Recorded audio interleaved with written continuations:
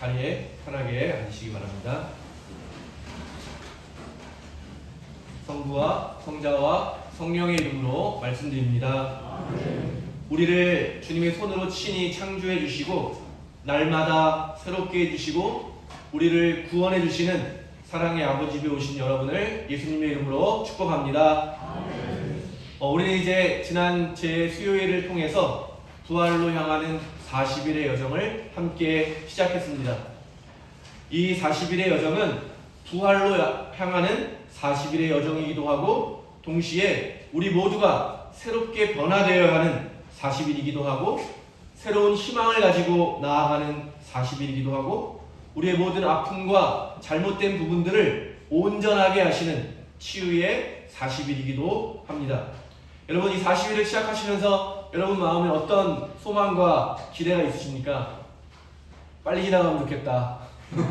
부활을 빨리 왔으면 좋겠다. 이런 마음을 가질 수도 있겠지만 오늘 이 예배 가운데 여러분의 마음에 참된 희망이 싹트게 되기를 소망합니다. 하나님께서 주시는 마음을 가지고 이 40일 동안에 우리가 가야 할 목적지가 어디인지를 분명하게 알 수 있게 되기를 소망합니다. 오늘 예수님께서 어디로 가셨죠? 광야, 사막으로 가셨어요. 사막에서 40일 동안 지내시면서 뭘 하셨다고 기록되어 있죠? 악마에게 유혹을 받으셨다. 근데 유혹이라는 말은 시험이란 말하고 비슷하거든요. 유혹을 받고 시험을 받다. 여러분, 시험을 언제 통과하죠? 어떤 자격이 되면 시험은 통과하는 거예요. 근데 자격이 되지 않으면 시험은 계속되는 거죠.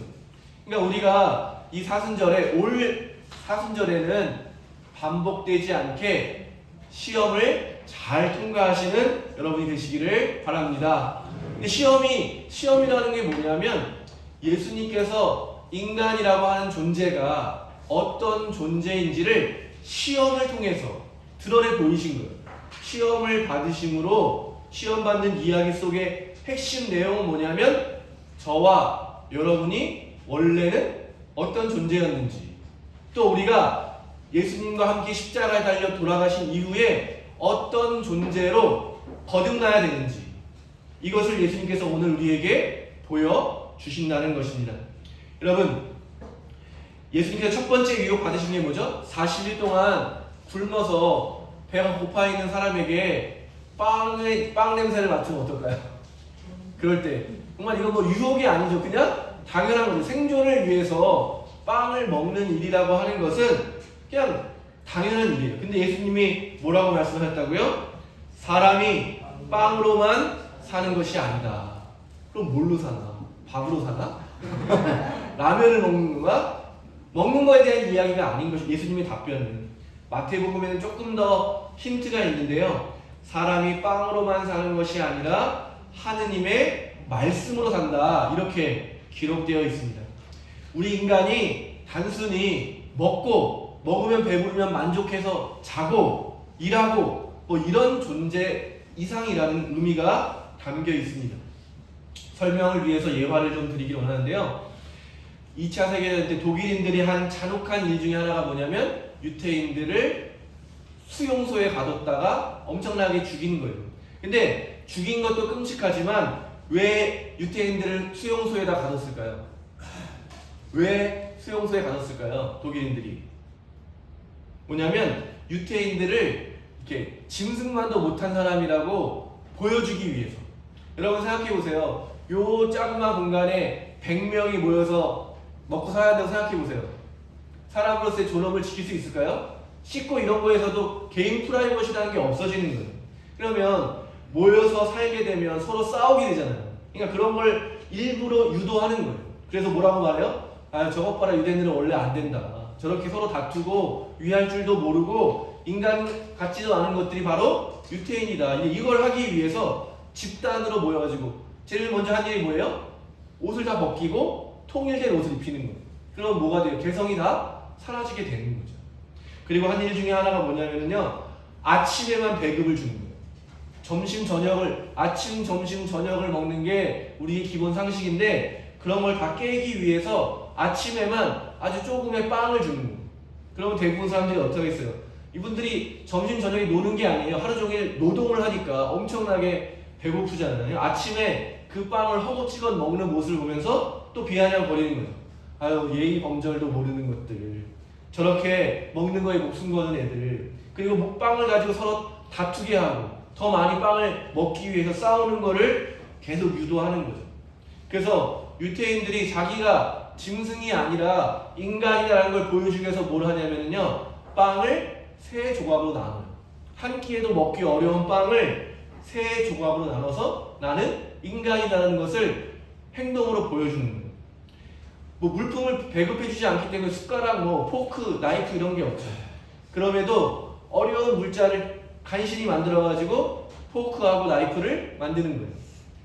천을 모아서 식탁보를 만들고 해가 잘 드는 양지에 가서 테이블을 놓고 식탁보를 씌운 다음에 그 포크와 나이프로 아주 조금된 빵을 먹는 거예요. 그러면서 뭘 보여주는 거예요? 나는 인간이다.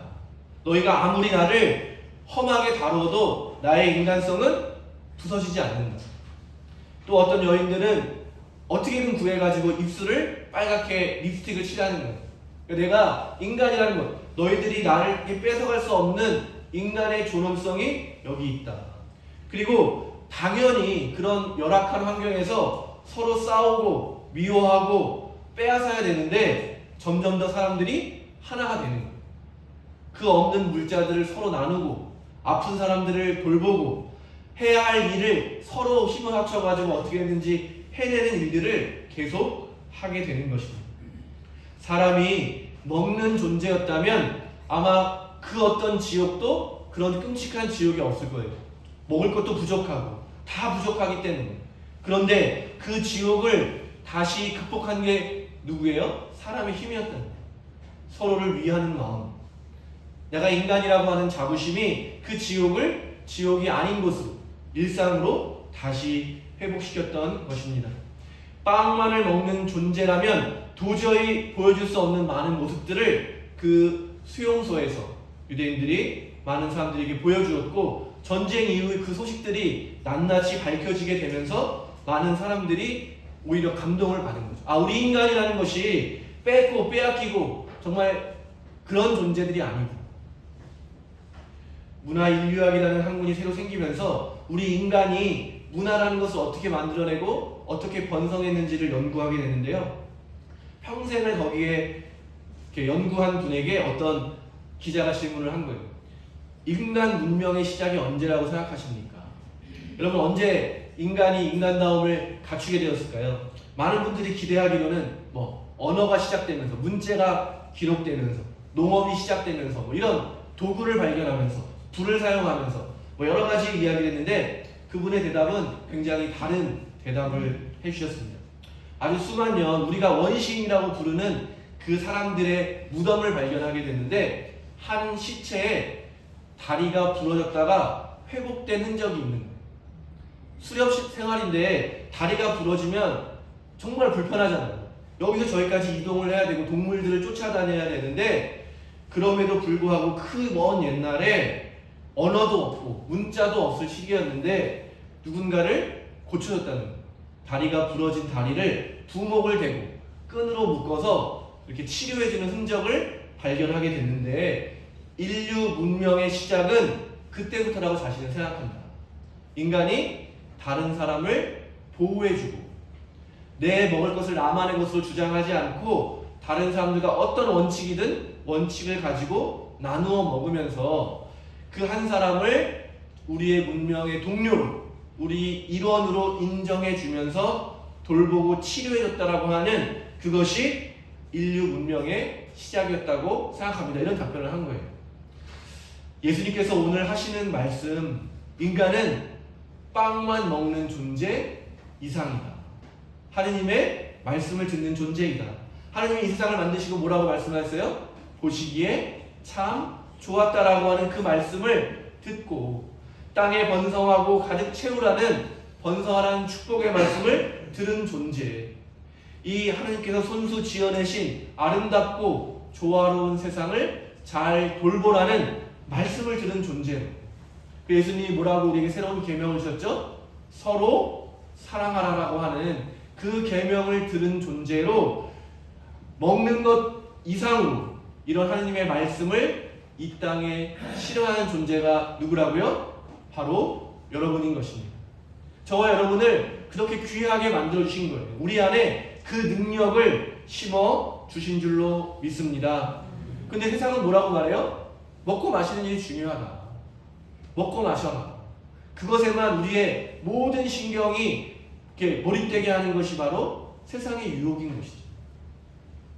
두 번째 유혹이 뭡니까? 나에게 전한다면 이 세상의 모든 것을 주겠다. 세상의 왕이 되게 해주겠다. 예수님의 답변은 바로 이것입니다. 주님이신 너희 하느님을 예배하고 그분만을 섬겨라. 왕을 섬긴다는 게 그냥 단순히 왕을 섬기는 것이 아니라 왕의 통치를 받는다는 의미가 있는 거예요. 수많은 나라들이 왕을 세워서 왕을 섬기고 그 사람을 특별하게 대접하는 그런 세상이었다면 예수님께서 보여주신, 또 하나님께서 모세를 통해서 보여주신 세상은 어떤 세상이냐면 평등한 세상이에요. 누구도 억압받거나 피해받지 않는 세상. 그들이 노예가 살아봤잖아요. 노예는 자기 결정권이 없는 존재예요. 일하라고 하면 일하고, 먹으라고 하면 먹고, 굶으라고 하면 굶고, 가라고 하면 가고, 오라고 하면 오는 존재가 누구예요? 노예예요. 근데 하나님이 노예에서 이들을 누구로 만들어주셨어요? 자유인으로, 인간으로 만들어주셨다는 거예요. 그래서 예수님이 보여주신 길은 높아지는 길이 아니라 섬기는 길이야말로 우리가 가야 할 길이다. 제자들에게 이렇게 말씀해 주셨습니다. 세상의 왕들은 강제로 백성을 다스린다. 그리고 백성들에게 권력을 휘두르는 사람은 백성의 은인으로 행세한다. 그러나 너희는 그래서는 안 된다. 오히려 너희 중에 제일 높은 사람, 제일 낮은 사람처럼 처신해야 하고 지배하는 사람은 섬기는 사람처럼 처신해야 한다. 아멘. 바로 우리에게 주시는 예수님의 가르침은 우리 모두가 서로를 섬기고 돕고 돌보는 존재라는 것을 분명하게 말씀해 주십니다. 창조의 이야기에서 우리 모든 인간은 하느님의 형상이라고 성서는 선언합니다. 누구만 귀한 것이 아니라 모두가 귀하다. 그렇기 때문에 누군가를 함부로 대하거나 해를 입히거나 그 사람의 권한을 빼앗아서는 안 된다. 서로가 서로를 돌보는 가운데 좋은 공동체를 이루는 것이 하느님의 꿈이고 우리가 가야 할 목표 지점인 것입니다. 1945년 세계 2차 대전이 끝나고 잘 아시겠지만 유엔이라는 기구가 설립이 됐어요. 그러면서 이제 새롭게 세계 질서를 정하면서 선언한 것이 1948년 세계 인권선언이라는 것을 발표했습니다. 이제 우리가 앞으로 인류가 힘을 모아서 만들어가야 할 세상은 이런 모습이다라는 것을 담고 있는데요. 아주 중요한 1조는 이렇게 기록되어 있습니다. 모든 사람은 자유로운 존재로 태어났고 똑같은 존엄과 권리를 가진다. 사람은 이성과 양심을 타고났으므로 서로를 형제의 정신으로 대해야 한다. 이것이 인류가 꿈꾸는 새로운 세상에 대한 꿈이었어요. 지금 벌써 70년 정도가 지났는데 아직도 그 꿈은 점점 멀어지는 것만 같죠. 여전히 힘으로 남의 것을 빼앗으려는 전쟁이 세계 곳곳에서 일어나고 있고 힘센 사람이 자기 뜻대로 하겠다라고 하는 그런 일들이 여전히 일어나고 있습니다. 모든 사람을 자유로운 존재로 대하면서 존중하고 형제의 정신으로 대하는 세상은 아직 이루어지지 못했습니다. 그러나 예수님께서 시험을 이기신 그 말씀, 하느님만을 섬긴다. 세상의 길을 따르지 않고 하느님께서 이 세상을 만들어주신 그 뜻 안에 있다라고 하는 것이 바로 저와 여러분의 정체성이고 우리가 가야 할 길이라고 믿습니다. 마지막 유혹이 무엇입니까? 주님이신 너의 하느님이 약속한 그 말씀대로 시험해봐라. 이 제일 좀 어려운 말씀 중에 하나인데요. 유혹에 담겨있는 의미는 뭐냐면요, 하느님을 이용해봐라. 하느님이 약속해줬잖아. 그러니까 그 유혹을 이용해서 너의 이익을 위해서 하느님을 사용해봐라. 라고 하는 것입니다. 그런데 예수님께서 보여주신 하나님과 우리가 맺어야 될 그런 모습은요, 그런 갑과 을의 계약이 아닙니다. 갑, 을 계약 맺어있죠? 전세 계약인데 갑, 을로 칭한다 하게 되어 있잖아요. 그러면 갑은 을에게 해줘야 되는 거예요. 을은 갑에게 해야 될 의무가 있고, 이런 걸로 맺어진 관계를 넘어선 관계가 하느님과 우리가 맺어야 되는 관계라는 거예요. 그럼 무슨 관계겠어요? 예수님이 뭐라고 하셨죠? 하느님 안에 내가 있고 내 안에 하느님이 계시다. 서로가 분리할 수 없는 하나가 되는 거예요. 누가 누구를 이용하고 사용하고 그런 것이 아니라 깊은 신뢰와 사랑으로 온전히 하나 되는 그런 관계가 바로 우리가 맺어야 되는 하나님과의 관계인 거예요. 그런데 분리해서 나와 하나님이 분리된 것처럼 생각하면서 나를 위해서 하나님을 이용할 수 있다라고 하는 것은 이런 우리가 가야 할 길의 정반대 길인 거죠. 요한복음 12장을 보면 예수님이 이렇게 말씀하십니다. 십자가의 순환을 앞두고 하시는 말씀이에요. 내가 지금 이렇게 마음을 걷잡을 수 없으니 무슨 말을 할까? 아버지, 이 시간을 면하게 하여 주소서 하고 기원할까? 아니다. 바로 이 고난의 시간을 겪으러 온 것이다. 아버지의 영광을 드러내소서. 그때 하늘에서 내가 이미 내 영광을 드러냈고 앞으로도 드러내리라 하는 음성이 들려왔다. 아멘. 이 말씀이 뭐예요? 예수님께서 죽음이라고 하는 누구도 쉽게 갈 수 없는 그 길 앞에서 마음이 괴롭고 마음을 걷잡을 수 없이 소용돌이치는 그때에 하느님과 분리된 것이 아니라 하느님과 온전히 하나 되니까 뭐라 그래요? 나는 아버지의 영광을 위해서 아버지의 뜻을 위해서 살아갈 것이다. 그렇게 사는 것이다 라고 자기의 방향을 분명하게 선언하는 것이고, 그때 하늘에서 음성이 들려왔다는 것은 뭐예요? 하느님의 뜻과 예수의 뜻, 인간의 뜻이 만나게 되었을 때 같은 고백이 똑같이 울려 퍼지는 이야기. 그래서 우리가 잘 아는 예수님께서 잡히시던 그날 밤의 기도, 겟세마니 동산에서 기도하신 게 그 내용이 뭐예요? 정말 힘들고 어렵고 괴롭지만 맨 마지막 기도가 뭐예요? 제 뜻대로 마시고 아버지의 뜻대로 하소서. 아버지와 내가 분리되어 있지 않은 온전히 하나 됐을 때 비로소 할 수 있는 고백인 거죠. 서로에 대한 신뢰가 없다면 결코 할 수 없는 기도인 것입니다. 우리가 이 사순절 40일의 여정을 이 하나됨을 위해서 하나님을 온전히 신뢰하고 내 안에 하나님이 계시고 하나님 안에 내가 있는 하나됨의 기쁨을 위해서 우리가 나아가는 시간인 것입니다. 요한복음 17장을 보시면 제자들을 위해서 예수님께서 기도하시는데요. 그 기도 중에 마지막 부분에 이런 기도가 있습니다. 나는 이 사람들만을 위하여 간구하는 것이 아니라 이 사람들의 말을 듣고 나를 믿는 사람들을 위하여 간구합니다. 아버지, 이 사람들이 모두 하나가 되게 하여 주십시오. 아버지께서 내 안에 계시고 내가 아버지 안에 있는 것과 같이 이 사람들도 우리들 안에 있게 하여 주십시오. 그러면 아버지께서 나를 보내셨다는 것을 세상이 믿게 될 것입니다. 아버지께서 내게 주신 영광을 나도 그들에게 주었습니다. 그것은 아버지와 내가 하나인 것처럼 이 사람들도 하나가 되게 하려는 것입니다. 아멘. 예수님의 제자들 뿐만 아니라 제자들의 말을 듣고 믿는 사람, 바로 저와 여러분을 위해서 오늘 기도해 주시는 거예요. 하느님 아버지와 예수님이 하나였던 것처럼 우리들도 그 관계 안에 온전히 들어가서 하나됨을 누리게 하는 것. 두 번째는 그 다음 뭐예요? 우리가 교회를 이루면서 서로 다르지만 한 빵을 나누며 한 몸을 이루는 그 축복을 우리 모두가 누릴 수 있게 하려는 것. 그 예수님이 저와 여러분을 위해서 기도하신 기도의 핵심 내용인 것입니다.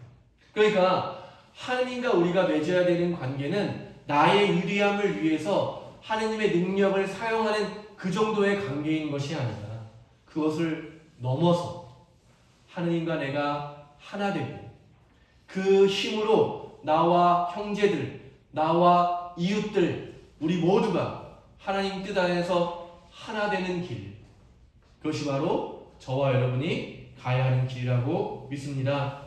사랑하는 교회 여러분, 이제 40일의 여정을 통해서 우리가 어떤 존재가 되어야 하는지를 예수님께서는 이 시작 지점에서 광야에서 친히 시험을 받으심으로 우리에게 참된 우리의 존재의 모습을 보여주십니다. 여러분, 예수님을 바라보시는 40일이 되시기를 바랍니다. 사탄의 유혹을 이겨내시는 여러분이 되시기를 바랍니다. 그래서 예수님 말씀대로 우리에게 주어진 십자가를 지고 주님을 따르는 시간이 되기를 바랍니다. 예수님과 함께 십자가에 달려 죽고, 그러나 그 죽음을 이겨내고 우리를 부활하게 하시는 하느님의 손길로 다시 한번 부활하여서 새로운 존재가 되는 거룩한 부활을 맞이하기 위해서 우리 사순의 여정을 함께 기도하며 나아가게 되기를 간절히 소망합니다. 성부와 성자와 성령의 이름으로 말씀드렸습니다.